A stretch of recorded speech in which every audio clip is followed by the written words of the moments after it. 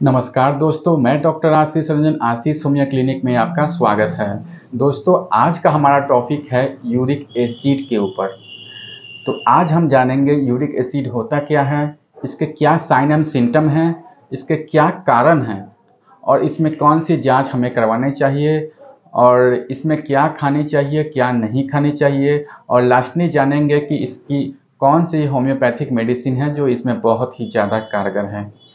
तो चलिए दोस्तों, इस वीडियो को शुरू करते हैं। सबसे पहले जानते हैं कि यूरिक एसिड होता क्या है। प्यूरिन नामक रसायन के टूटने से यूरिक एसिड बनता है दोस्तों। प्यूरिन हमारे शरीर में पहले से मौजूद है दोस्तों, पर ज़्यादातर फूड्स में प्यूरिन पाया जाता है दोस्तों।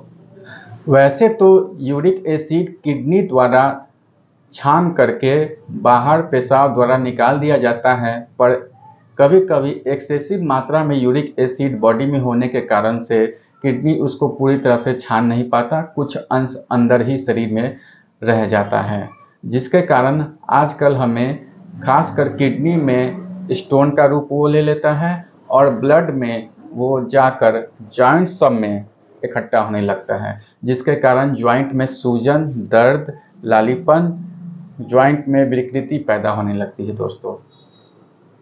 जब हम फूड्स खाते हैं, खाना खाते हैं, भोजन करते हैं तो उसमें प्यूरिन पाया जाता है। जब वो फूड हमारे शरीर में डाइजेस्ट होता है तो जो वेस्ट प्रोडक्ट जिसको बोलते हैं, जब डाइजेस्ट होने के बाद प्यूरिन यूरिक एसिड में बदल जाता है, उसे हम वेस्ट प्रोडक्ट के नाम से भी जान सकते हैं। यूरिक एसिड हमारे शरीर का वेस्ट प्रोडक्ट है जो हमारे शरीर में विकृति पैदा करता है दोस्तों। चलिए जानते हैं इसके साइन और सिम्टम के बारे में। सबसे पहले हमें देखने को मिलता है कि इसका असर सबसे पहले पैर के अंगूठे पर, पैर के अंगूठे में दर्द, सूजन, लालीपन का शिकायत हो जाता है। एड़ी में खास करके जब हम सुबह में बेड से उठ के जब पैर जमीन पर रखते हैं तो ऐसा महसूस होता है जैसे एड़ी में कोई सुई अंदर से चुभ रही हो। और पैर के खिल्ली के पास सूजन, दर्द, लालीपन भी हो सकता है। साथ ही साथ ये शरीर के हर जॉइंट में दर्द और सूजन पैदा करता है। और यह जब क्रिस्टल, यूरिक एसिड के क्रिस्टल अगर हमारे जॉइंट्स में ज़्यादा दिन जम जाते हैं तो वो गठिया का रूप ले लेता है, जिसे हम गाउट भी कहते हैं दोस्तों। ये थे कुछ इसके लक्षण। अब जानते हैं क्या कारण है जो यूरिक एसिड हमारे शरीर में ज़्यादा होता है। तो इसका सबसे पहला कारण है दोस्तों कि आजकल का सीडेंट्री लाइफ स्टाइल। जी हाँ दोस्तों, अगर हम शारीरिक रूप से दिन भर कुर्सी या बेंच पर या ऑफिस में बैठे रहते हैं तो यह भी एक मेन कारण है यूरिक एसिड के शरीर में बढ़ने का, क्योंकि हम शारीरिक कोई गतिविधि नहीं करते हैं। एक्सरसाइज बिल्कुल हम लोग इससे दूर रहते हैं। साथ ही जो लोग ऐसे हैं जो पानी कम पीते हैं उन्हें भी यह शिकायत हो सकता है दोस्तों। साथ ही जो लोग ऐसे हैं जो वाइन का सेवन ज़्यादा करते हैं उन्हें भी यह शिकायत हो सकती है। साथ ही ऐसे लोग जो मांसाहारी हो, जो ज़्यादा मीट मछली का सेवन करते हो, खासकर सी फूड या रेड मीट में प्यूरिन की मात्रा बहुत ज़्यादा होती है दोस्तों, इसलिए इन सब चीज़ों को अवॉइड करना चाहिए। चलिए जानते हैं इसमें कौन सा जांच करवाएं जिससे यह पता चल सके कि यूरिक एसिड हमारा कितना है। तो इसमें कुछ नहीं दोस्तों, इसमें कोई खाली पेट जाके जांच करवाने की ज़रूरत नहीं है। इसमें आप खाना खाने के बाद भी जाके ब्लड का सैंपल देके उसी दिन आपको शाम तक रिपोर्ट भी मिल जाएगा दोस्तों। इसमें थोड़ा सा ब्लड आपका लेगा और वो सुबह में अगर आप ब्लड देते हैं तो वो शाम तक आपको रिपोर्ट भी दे देगा। इसका कॉस्ट लगभग 150 से 200 रुपये तक हो सकता है। इसमें और भी किडनी फंक्शन टेस्ट का मतलब KFT टेस्ट भी कराना जरूरी है, क्योंकि इससे यह पता चले कि किडनी में हमारा किडनी सही है या नहीं। और इसका यूरिक एसिड का नॉर्मल रेंज होता है, अगर यह बिलो 7 है तो इसे हम नॉर्मल रेंज ही मानेंगे। अगर यह 7 से ऊपर हो गया है तो इसके लिए कुछ मैनेजमेंट की ज़रूरत होती है।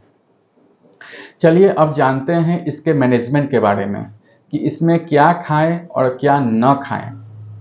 तो सबसे पहले इसमें रेड मीट या नॉन वेज का सेवन बिल्कुल नहीं करना चाहिए, क्योंकि नॉन वेज में बहुत ज़्यादा मात्रा में प्यूरिन पाया जाता है और यह यूरिक एसिड को बढ़ाने में बहुत ही ज़्यादा सहायक है।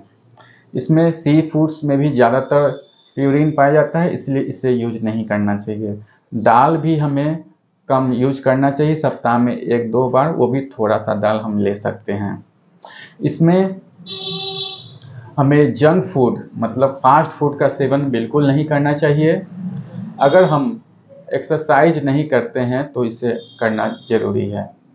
चलिए हम जानते हैं इसमें क्या खाएं।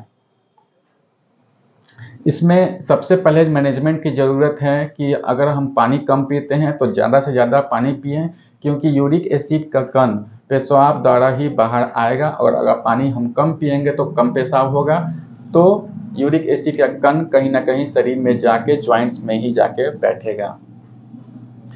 और इसमें एक्सरसाइज हमें व्यायाम डेली करना चाहिए, पानी की मात्रा में कमी नहीं करना चाहिए, साथ ही साथ वॉकिंग करना हमारे लिए बहुत ही ज़्यादा फायदेमंद है।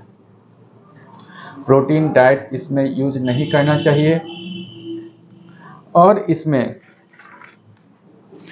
खट्टे फल खाने चाहिए, क्योंकि जैसे खट्टे फल में नींबू हुआ, संतरा हुआ, आंवला, ये सब खट्टे फल अगर हमारे शरीर के अंदर जाता है तो यूरिक एसिड का कण जहाँ भी होगा वो उसमें चिपक के वो यूरिन द्वारा बाहर आ जाएगा दोस्तों। और साथ ही इसमें मूली, गाजर, खीरा, ये सब हमें यूज करना चाहिए दोस्तों। तो चलिए जानते हैं होम्योपैथ में ऐसी कौन सी दवाई है जो यूरिक एसिड लेवल को कम करने में बहुत ही ज़्यादा सहायक है। तो सबसे पहली मेडिसिन है दोस्तों लाइकोपोडियम। इसे हमने 10 एम पोटेंसी में सप्ताह में एक बार 4 से 5 बूंद आधे कप पानी में डाल के सप्ताह में बस एक दिन लेना है। उसके बाद दूसरी मेडिसिन है आर्टिका यूरेनस मदर टिंचर। इसे हमें 15 बूंद सुबह, दोपहर, शाम 1 कप गुनगुने पानी में डाल के 3 टाइम यूज करना है दोस्तों। तीसरी दवाई का नाम है एसिड बेंजोइक 200 नंबर। इसे हमें 2 बूंद 3 बूंद डायरेक्टली टंग पर सुबह, दोपहर, शाम हम ले सकते हैं। इसमें क्या होता है, इसका सिम्टम क्या है इस दवा का, जो इसमें हमें ज्वाइंट सब में छोटे छोटे ज्वाइंट पर यह असर ज़्यादा करता है। यूरिक एसिड जाके बैठ जाता है और उसमें सूजन हो जाता है, यहाँ तक कि ज्वाइंट भी हमारा टेढ़ा मेढ़ा टाइप का हो जाता है। और इसमें जो है पेशाब में बहुत ज़्यादा दुर्गंध देखने को मिलता है इस दवा में। और चौथी दवाई है इसकी दोस्तों, जिसका नाम है एसिडम यूरिकम 30 नंबर। इसे भी हम डायरेक्टली 2 बूंद सुबह, दोपहर, शाम डायरेक्टली टंग पर हम ले सकते हैं।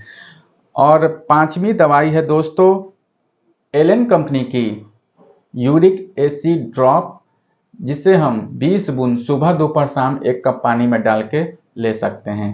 इन दवाइयों का सेवन अगर हम 3 महीना 2 महीना अगर कर लेते हैं तो हमारा यूरिक एसिड बड़ी तेज़ी से डाउन होने लगता है दोस्तों। साथ ही साथ जो मैंने परहेज खान पान में जो बताया गया है उसे भी आपको ध्यान में रखना चाहिए दोस्तों। चलिए ये थी यूरिक एसिड के बारे में कुछ जानकारी। अगर यह जानकारी आपको पसंद आई हो तो नीचे लाइक का बटन है, उसे दबाना ना भूलें।